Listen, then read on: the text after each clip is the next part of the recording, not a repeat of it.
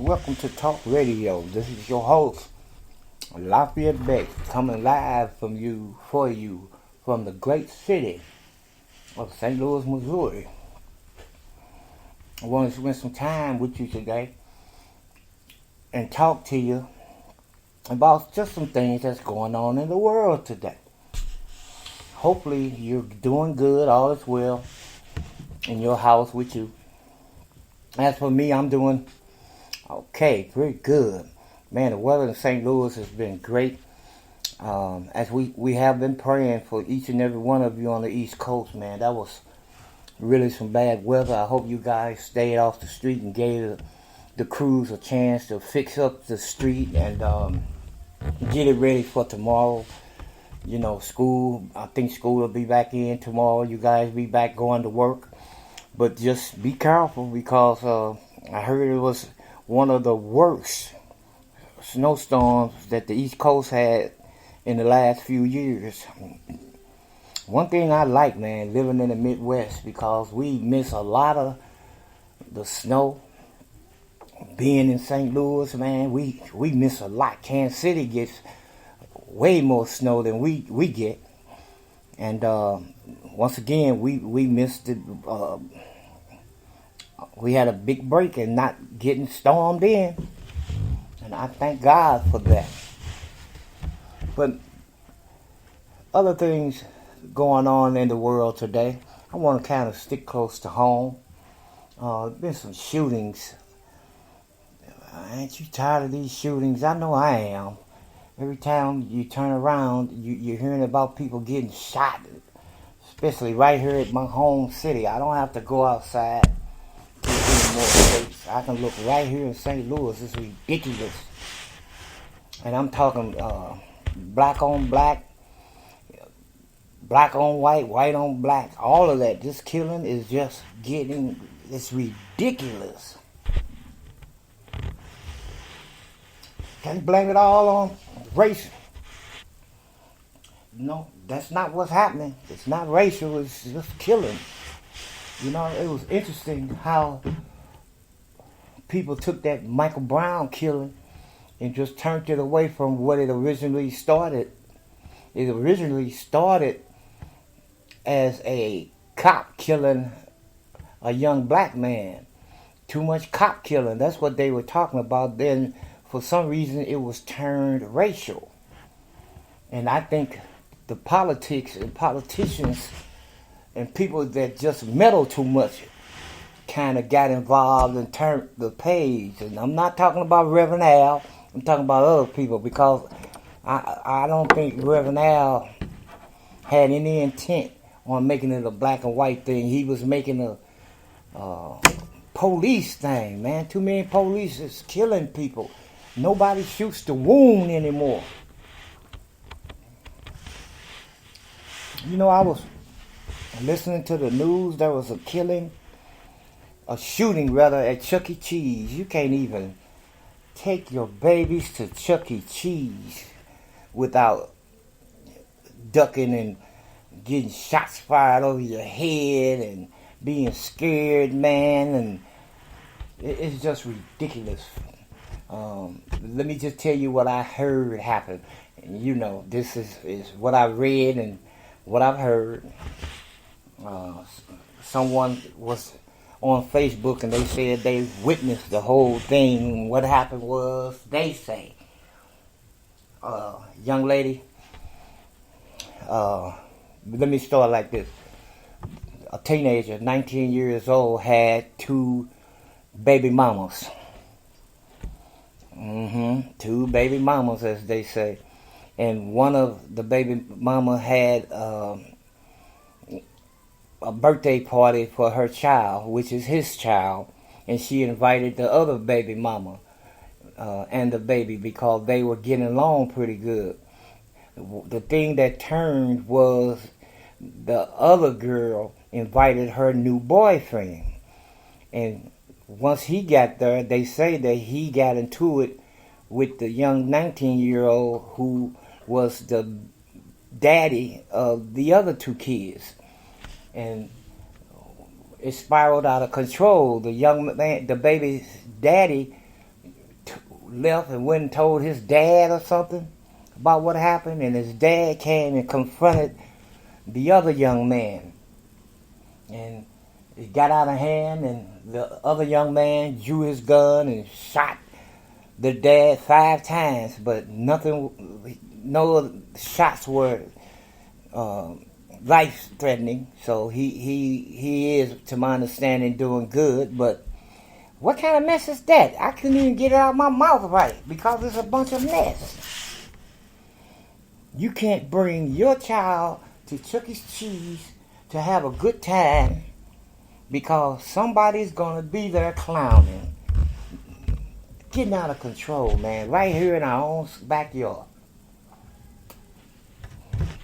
Right here in our own backyard. Then I was looking also at the news. They were talking about inflating footballs and the New England Patriots was cheating. I don't know nothing about all that. I'm just into the football game. You know, whatever they did, I'm sure they'll get called in time. But right now, it doesn't even matter to me who wins the football game. That's how I'm not into it. But I'm strictly a Rams fan. If the Rams not in it, I'm not with it anyway. So that's just being honest with you guys. We have the Saudi king died, and our president Obama is over there representing the United States as they change leadership in Saudi Arabia. I don't really care for Saudi Arabia. You know, I heard that, this is something else I heard, that when 9/11 happened and President Bush, he froze all the airplanes from flying, the Saudis were the only ones in the air. And the Saudis had Bin Laden family, his mom and dad, that kind of family in the air being flown from Houston to Saudi Arabia. Now, ain't that a bunch of crock? Bin Laden is the one who they say instrumented and was the instrumental part of 9/11. His family of parents and sister and his brother were flying from Houston to Saudi Arabia while all the other airplanes had been grounded. Oh well. And then you got to look at this. Some of the people that hijacked the planes were from Saudi Arabia. Saudi Arabia. They also are the ones that keep hiking up the gas prices on us. They were guilty of that too. But we're over there right now. Anyway, we're going to move on from that too. Then we got Big Storm on the East Coast. News breaks everywhere. We got news everywhere. I mean, everywhere. We got kidnappers, and we got killings. What do you guys think about the new arrangement the Rams have with the Edward Jones Dome? They say that the Rams agreed to a year-to-year lease on the Edward Jones Dome. That means that they can leave whenever they want to, man. A lease year to year, year by year. That's not guaranteeing anything. So I don't know. I enjoyed them while they were here. Hopefully we'll get another football team if they leave. But they did bring us something that the football Cardinals never did. We did get a Super Bowl champion. And I enjoyed it. 1999.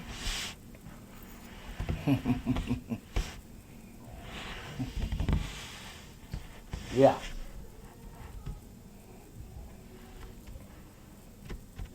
So what are you thinking about?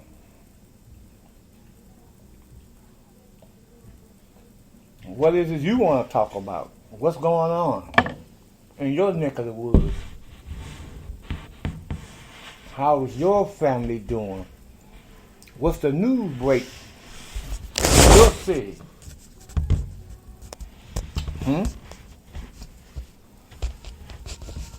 let's start talking about it. Leave me a message on what you want to share, what you want Deacon to share about. I know I'm new to this, and I'm trying to come up with new ideas on this talk show that I'm doing. As you see, I'm trying to figure out some things that I even want to talk about. You know, I don't want to get controversial, but if I have to, I will. You know, we're going to keep this kind of rolling, but I'm not doing this on a daily basis. We're going to do this a couple times a week. I got to get rid of some time and some hours, but yeah, these guys and these guns, man. I don't even want to go outside because, especially at night, you know, you got everybody carrying guns now legally. You never know who's got a gun, man. You're watching your back everywhere you go. People still doing crazy driving. They ride by and they look at you kind of strange, like they want you to look at them strange back so they can start something.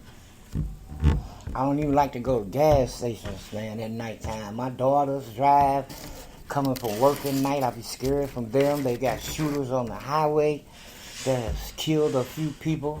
A young man that's at church with me, mom got killed. And all she was doing was driving on the highway, and somebody pulled next to her and it just gunned her down, man, savagely, and they still don't know who did it. So it's just a mess out here in this world today. We got to find something for these youngsters to do, man. There's got to be something else they can do.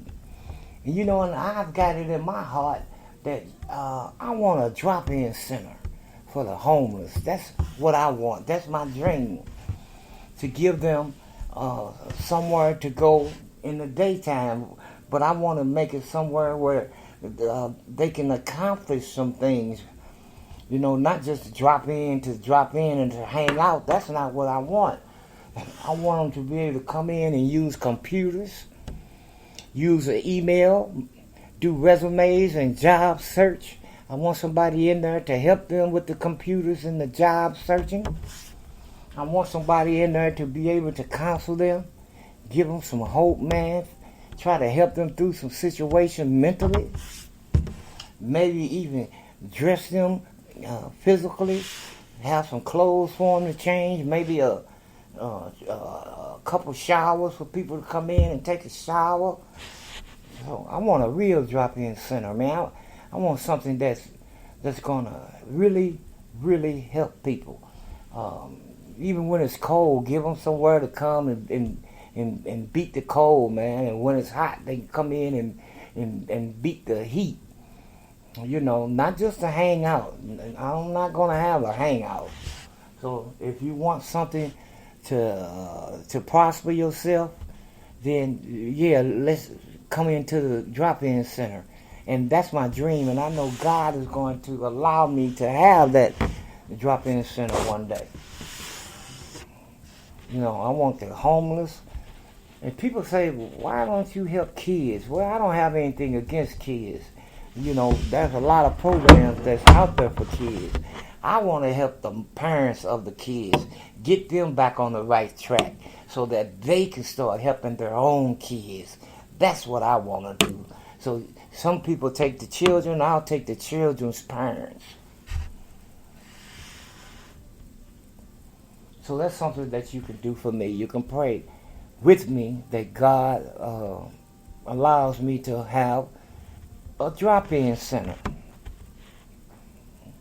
A lot of people out there hurting, a lot of people out there homeless. We've got it now that the city of St. Louis is trying to shut down one of the only shelters in St. Louis that's downtown St. Louis. They're saying that they're eyesore, they cause problems, and this is what I don't understand. Now, remember this, I was homeless myself, but I wasn't a problem for people. I was trying to better myself when I was homeless. I didn't hang out downtown in parks. I didn't do all that. You know, even though I was a drug addict, man, I was trying to do other things. And it wasn't downtown that I was trying to do that. But the city is trying to shut down the shelter, but they're trying to build a brand new stadium on the riverfront. If they can build a brand new stadium on the riverfront, ladies and gentlemen, why can't they build a shelter on the riverfront? Give this man what he needs to open up this shelter. He's doing a great work in the city of St. Louis. He's doing things that other people think about or thought about, but they're not trying to do. He's operating, I'm going to say, really the only shelter that you can just drop in anytime and get a bed. But they're not only giving you a bed, his motto is a hand up, not a hand out. So even though he's giving you a bed, he's asking you to do some things while you're there. He's got a program, a long-term program that you could join. He's got a short-term program. He gives you food to eat. He'll give you coats and clothes. He'll give you a bus pass to go look for a job. He'll help you with your utilities. They doing ministry work down there that's great, man. But you have to show something to get something. Something from something leaves nothing. So if you don't do nothing, why should you get something? I like his motto, a hand up, not a hand out. So that's similar to some of the things that I did for almost 15 years in the shelter that I worked in. It was a 40-man shelter, nothing like the one I'm just speaking on. We were a lot cleaner, but we didn't do all the ministry that New Life Evangelistic Center does. We didn't do that. We did some things. I think my boss was more interested in getting buildings and getting money from people than really helping folk. I didn't see a lot of people getting help, even though they were getting new buildings for kids clubs, and they had a what is that, man? A club way out in Forestdale, Missouri, a whole lot of acres, man, for kids. But the thing that I didn't like about the ministry was there was a lot of prejudice going on. And when I say prejudice, that's what I mean. They were prejudiced. A lot of it, man. And I admit I was the first black program director there, and only black person that had authority there. Man, it was hard for me. It was hard, and I understand now that they were using me. They used me. They thought they were using me for their own good, but God found a way to use me for His good. Some things went on in that ministry that had never happened before, and I'm talking about good things. And one of the reasons that I'm going to confess how great God is the way that He used me to draw people. Yeah, I learned a lot down there, man, and I was able to help a lot of people, and I was able to get a lot of help for the ministry. So, they used me for one thing, but God used me for another thing. But again, I don't want to get into all of that. My hope is for a drop-in center. That's what I want. So pray for me. Pray with me about that. But until next time, my time is up and I have to go.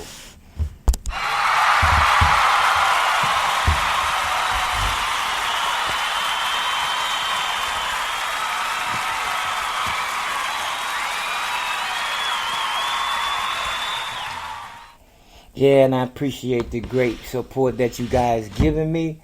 But guess what? My time is up. So, for Real Talk Radio, this is your favorite deacon saying good night.